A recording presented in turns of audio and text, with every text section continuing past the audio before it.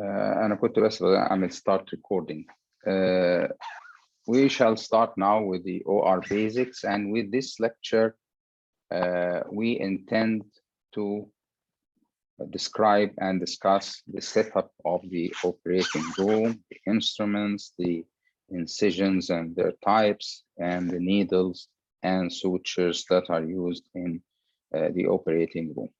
We shall start with the setup, and with the setup we mean how the patient is set in the OR and how the surgeon, assistant, and nurses and other workers in the room are standing. To start with, this is the patient, and we'll suppose that we are operating on the right eye. And as you can see, the microscope should always be on the left side with the anesthesia equipment as well. There is a crocodile table, or we use just a side table and an additional table for instrumentation.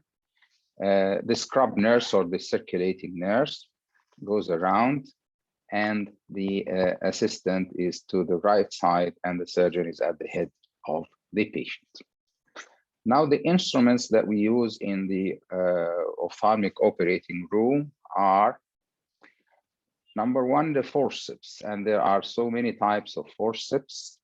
And by the way, the word forceps is used both, is used both for single and plural.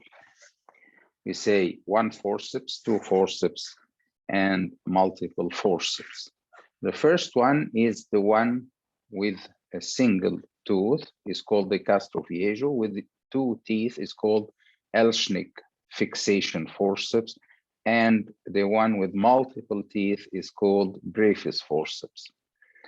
We rarely use these nowadays. We used to use this for fixation of the eye globe at the era of intracapsular and the start of extracapsular cataract surgery. The forceps with an angled tip and single tooth is called the colibri forceps. Then the non-toothed forceps include the straight and angled McPherson suture tying forceps with a platform that is totally flat, and this may be used as well in besides suture tying, can be used in capsular rhexis. And there is the IOL forceps, which is not very popular nowadays due to the extensive, very popular use of injectors, and the rhexis forceps, which is with first thing is that it is long with a platform that is flat and two teeth. It's called the Altrata rhexis forceps. You can start the first puncture and then go through with the whole rhexis procedure. We shift from the forceps to blades, the cutting blades, and the non-replaceable blades are the Bart Parker number 15, Bart Parker number 11, and super blades, as well as the keratome. And here we see the blade handle.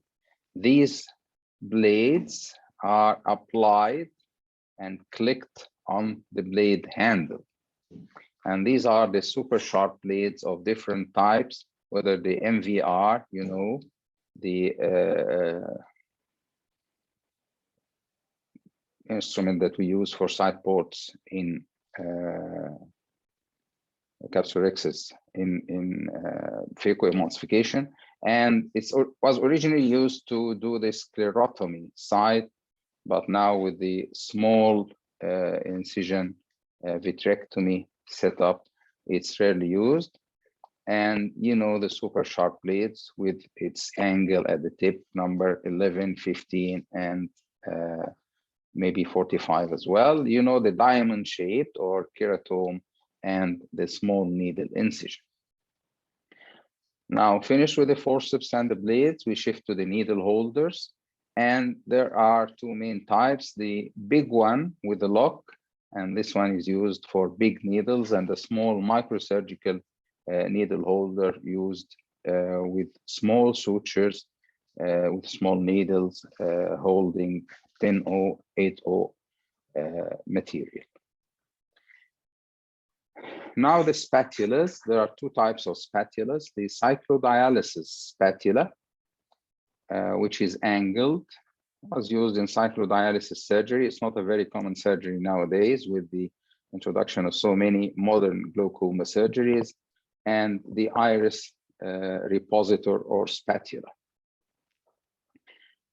You know the muscle hooks, they are of different types, whether directly angled or directly angled with a curve, or directly angled with a big curve, or angled with a small tip. Now the hooks and retractors, and we include the cystotome with the hooks and retractors, and the cystotome is a needle with a sharp small tip. The Simsky hook with a very small angled tip, used originally to rotate or dial the IOLs with holes at the era of the PMMA lenses. The Y hook or fork, which is used to retract the pupil to inspect behind it, and the double fixation hook with the two hooked ends to retract the skin. The Blair retractor, which is a retractor with 4 hooks, and the Demar retractor. It's written DESMA-RRES, and it's pronunciated Demar, the one used in plastic or ophthalmic plastic surgery.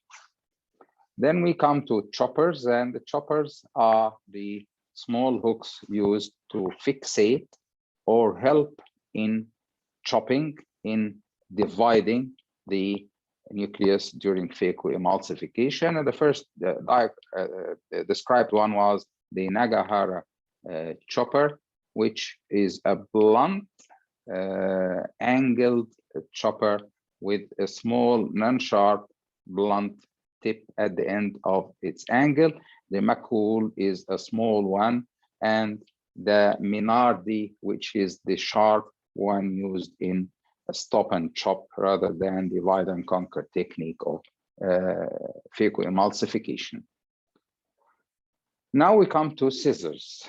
Scissors are broadly of 2 types. The first one is the spring scissor, and spring scissors are those that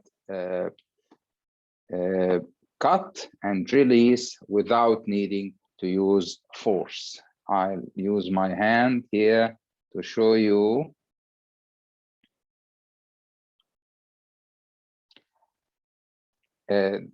This one here is the non-spring scissors. You cut, and to release it, you have to use your fingers. You have to use your fingers to release it. But these are spring. You just cut, and it's being a spring, it releases itself, springs back into its non-cutting position. The big one is a corneal scissor, or scissors. Actually, there is no word in English scissor. It's always plural, like forceps. So scissors, being 2 blades, so it's corneal scissors. And this one is used in cutting the cornea during extracapsular, previously intracapsular, now out-fashioned, or during corneal surgery. The small one, actually corneal scissors have got so many types. There are curved, there are the right-based and the left-based. And the small one, the small blades one, is called Vanus. Vanus is a name of a person who described it, Vanus scissors. And the big one with big blades, non-spring, is called the enucleation scissors. And the one with blunt tip is called strabismus scissors for cutting of the extraocular muscles during squint surgery. And then we come to speculums, and speculums are of different types. And most of the ones that we use nowadays are self-holding. the barricade, what we call a wire spectrum, a wire speculum, and the Kratz, which is a wire speculum as well. It holds itself by the recoil property of the wire. The Lancaster is a big, rather cumbersome one with a screw to open and to close. And the Lieberman is just the same, but with big blades, not just wire blades. Then the caliper, we know the caliper. The caliper was described by Castrofiesio, the Calesian forceps, and the bulldog clamp. All these will be described separately in the different parts of the course of surgery. And then we come to the malleable retractors, and in orbital surgery, these are very important, and we cannot work without these. These are just simple blades with a malleable material that can be bent and rebent easily without breaking. They are of different widths and lengths. And this is how we use them. We bend it and we use it to retract the tissues in the orbit and widen the area of viewing. And then we come to lacrimal instruments like the nettle-ship dilator, which is a probe of metal that is having a tapering, very blunt but very small end, with different stops to show the entering length of this tip. It's called nettle-ship dilator, and a set of lacrimal probes with different sizes, starting at 4 zeros, then 3 zeros, 2 zeros, 1 0, and then 1, 2, 3, with increasing diameter. And the lacrimal cannula, which is described as being a curved cannula with no angles that can be used in cannulating the canalicular system of the lacrimal draining system. And then the DMR retractor, and you have seen this with the retractors.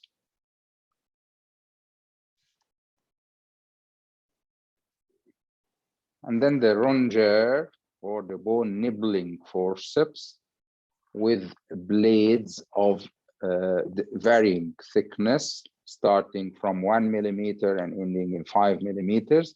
Some of them have got a blunt end so as to separate the nasal mucosa from the nasal bone during performing dacrocystorhinostomy, specifically the step of osteotomy in DCR. And then this is the Colorado needle, which is a unipolar fine-tipped needle. It's an electrical needle with low voltage, low power, used to cut the skin bloodlessly. It is a cutting instrument and at the same time coagulating instrument to help in hemostasis. We are finished with the instruments. Now we come to incisions. And in incisions, we have the idea of hiding the incisions in the natural creases. For example, in the upper eyelid crease, or under the front hairline, or under the side hairline, or under the brow. And we'll describe these in details. The first one is A, which is the upper lid crease incision, used in many surgeries like blepharoplasty, like blepharotosis, sometimes in excision of masses, and in anterior orbitotomy, as we shall see later. And then lateral canthotomy incision, which is through the lateral canthus. This is number C, you can see it here. This is A, the upper lid crease. C is the lateral canthotomy, which can be extended into the big incision for lateral orbitotomy, or just for small masses in the anterior orbit.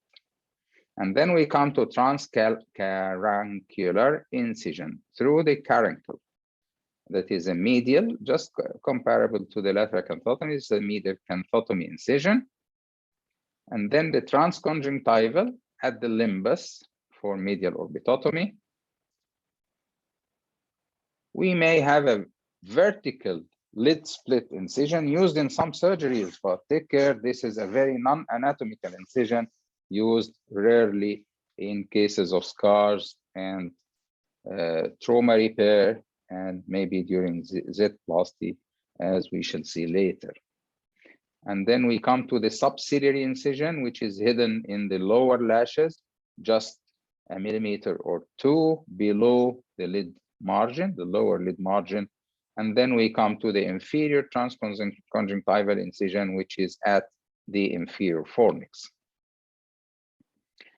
Now, the lateral orbitotomy incision, which is B, it's a lateral canthotomy incision extended to the upper crease or above it, called Stallard incision. It's an old one. Stallard was a British surgeon who wrote a very big, very famous book, but nowadays it's not edited anymore. And then the frontoethmoidal.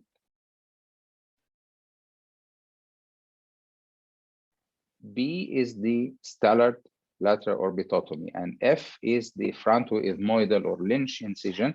This is different from the incision that we use in DCR. It's a bit more anterior, and it's not meant to go through the lacrimal fossa, but meant to go through the ethmoidal sinuses for surgery of the pituitary gland. The ENT surgeons use this incision. We don't use it. It's called Lynch incision. It's anterior more than the one that we use for BCR. And then the gingival upper buccal through the mouth in the upper lip fornix. This is used to approach the maxillary sinus. Then the forehead furrow in the furrows, that is the folds in the forehead. I am trying to put on or start the video so as I can show you, but it's in the forehead, as you know. And then we come to the suprabrow incision used in brow lift. And then the pretracheal. Tracheum means hair, and pretracheum means the one just next to the eyebrow, used in many indications like removing masses or brow lift. And the transcoronal incision for endoscopic brow lift, and the endoscopic browplasty incisions, which are at different places, just like the transcoronal forehead might be lateral or between lateral and midline. Now we come to needles, and this is a very important part in performing ophthalmic surgery and performing all surgeries. The anatomy of the needle, or the structure of the needle.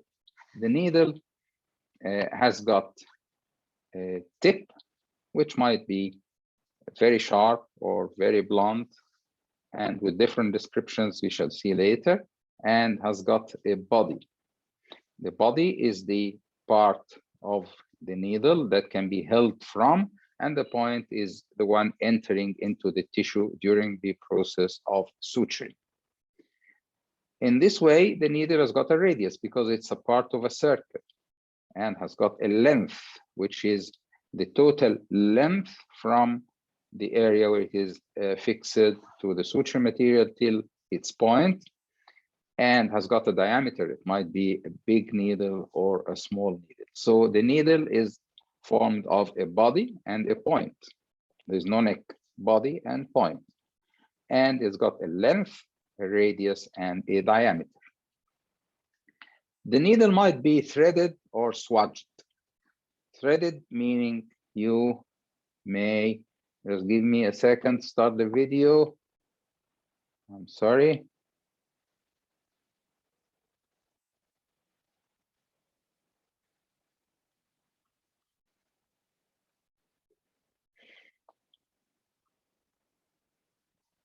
It might be with a small hole where you can thread it, or swatch it where the thread is fixed to it. It might be curved or circled. Circled is a part of a circle, but curved is not respecting the specific shape of a circle. It might be rounded, complete round, or cutting like you will see later on. This is a cut section or transverse section of the needle. The one above to the left is with the triangle tip to the front, and the one to the right is with the triangle tip to the back, and the one below is with a rounded section. The one with the tip of the triangle to the front is called conventional cutting, but with the tip to the back is called reverse cutting, and it might be with 2 points. The cut section is like a spatula.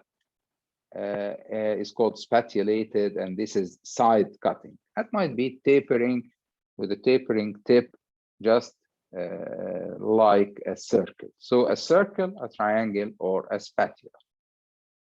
And on the needle holder, the right hold of the needle is that you divide it imaginarily in your mind into 4 parts, and you hold it at the junction of the first fourth to the second fourth, meaning we divide it into 1/4 next to the suture material and 3/4 next to the tip. And the good grasp, good hold of the needle is where the junction is between the first 1/4 and the next 3/4. Now on the left you have the front cutting, and on the right the back cutting. The front cutting is very unuseful when you are using it in suturing structures like the conjunctiva, very soft and mucus in nature, mucus membranes. So in conjunctival incision, when we suture it, we use the back cutting, the transverse cutting, the triangle with the tip to the back type. With regard to the shape, the needle might be a complete half circle, a complete 3/8 of a circle, a 1/4 of a circle, or 5/8 of a circle, a little bit bigger than the half, or J-shaped, or half curved. These are the types that we use in ophthalmology, although we may sometimes use the straight type. The straight type is used, I'll remind you, with 2 situations. The first is suturing the iris, and the second during surgery for ptosis, when we are doing a frontalis sling operation. Suture material might be natural or synthetic, might be absorbable or non-absorbable, might be natural, like collagen, cotton, silk, and steel. Synthetic, like Vicryl, which is polyglycolic acid, ethylene, which is nylon, proline, which is plastic, polypropylene, or PDS, polydextric synthetic acid. The absorbable ones are collagen, Vicryl, and PDS. Collagen is natural absorbable, Vicryl is synthetic absorbable, PDS is synthetic late absorbable. And non-absorbable, like cotton, silk, and steel, all natural, or like ethylene, nylon, or proline, plastic, which is synthetic. Then we describe here the type of the filaments, the type of the single filament of suture material. It might be monofilament or multifilament. Multifilament might be braided. The word braided in Arabic is mudaffar, meaning more than one filament braided together. This is the multifilament type. So the suture material might be monofilament, like virgin silk, virgin proline, or 10O or 11O, multifilament or braided, like most of the sutures that you know. This is a table showing all types of sutures in surgery in general, but in our ophthalmology part, we must be quite acquainted with polypropylene, which is plastic. It's synthetic, non-absorbable monofilament called Proline, and Proline is a trade name, and there is the SurgiPro as well. SurgiPro is another trade name, not very common to us. Polyamide, which is nylon, ethylone, or dermalon, it's nylon 6 and nylon 6.6. And polyglycolic acid, which is a synthetic absorbable braided monofilament, multifilament, as we said, synthetic absorbable braided multifilament called a Vicryl or Vicryl Rapide. Vicryl Rapide is a treated Vicryl that makes it very rapidly absorbable. Then we come to the stitching techniques, and let's describe how we do stitching. You hold the needle, as we said, at the junction of its first 1/4 and the next 3/4. It's pronounced force. So at the junction of the first 1/4 and next 3/4, and we hold it with the needle holder perpendicular to the needle. And then we use the technique of wrist movement during suturing, not with the elbow movement. You use your wrist. You hold it vertically, start by the tip, very perpendicular to the skin, and then you move your wrist in a rotatory fashion so as to bite the proximal fold of the suture of the tissue that you are suturing. So it goes on vertical and then rotatory, and then you bite the next, and you take the needle. You don't take the needle out till you pass at least 1/2 to 3/4 of it. You don't hold it from the tip, because if you hold it from the tip, you are going to blunt it and you are not going to be able to resuture. And then you take it out. Then we come to the knotting. The knotting might differ. The suturing might be interrupted. I close the suture, knot it, and cut it. This is interrupted. Or might be continuous, and continuous is of different types. You may use the mattress suture, and by mattress suture, we mean that after we go out, we go in again. If you go out this way, and then you go in just proximal to it, this is called vertical matrix. If you go, look, this is the skin that I am suturing. If you go here and here and back here and here, you see, this is called vertical matrix.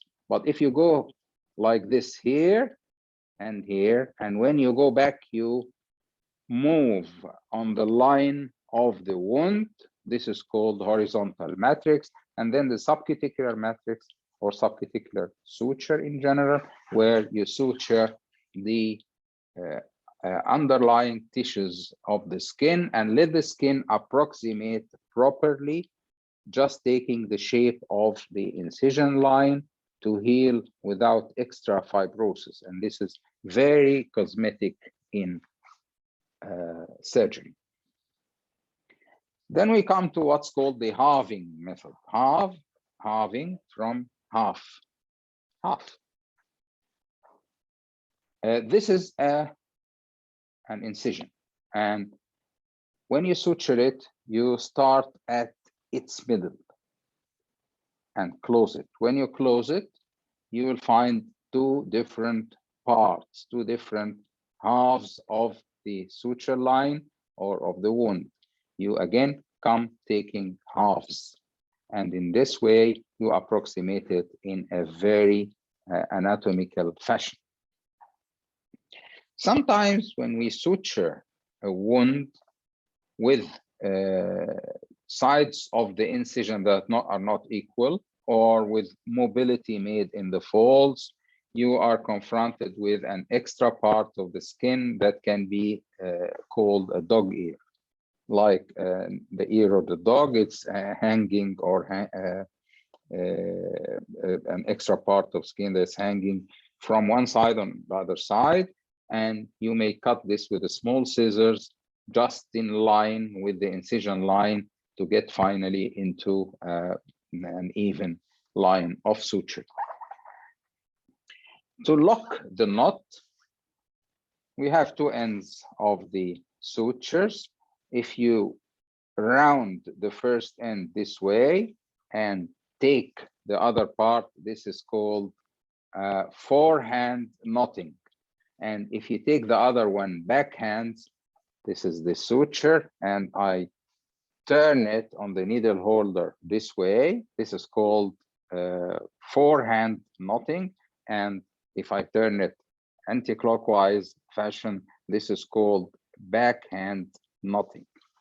A forehand knotting next or before a next backhand knotting is called a locking knot. This is how to lock the knot. And one turn is called a throw. Two turns are two throws. If you do two throws, this is a locking fashion. So the locking methods of locking a suture material is either taking two throws or taking one forehand and the other backhand. And when we teach you how to suture the cornea, we are going to tell you about the sliding knot, and the sliding knot is taking one forehand and the other backhand, and this makes the proximal end of the suture sliding on the distal end of the suture so as to close it without neither loose area of the suture material or nor tightening. You close it without being so tight and without being so loose. And in this way, I can finish up the lecture of OR basics, and I can receive questions now. Please go ahead with your questions. Thank you very much.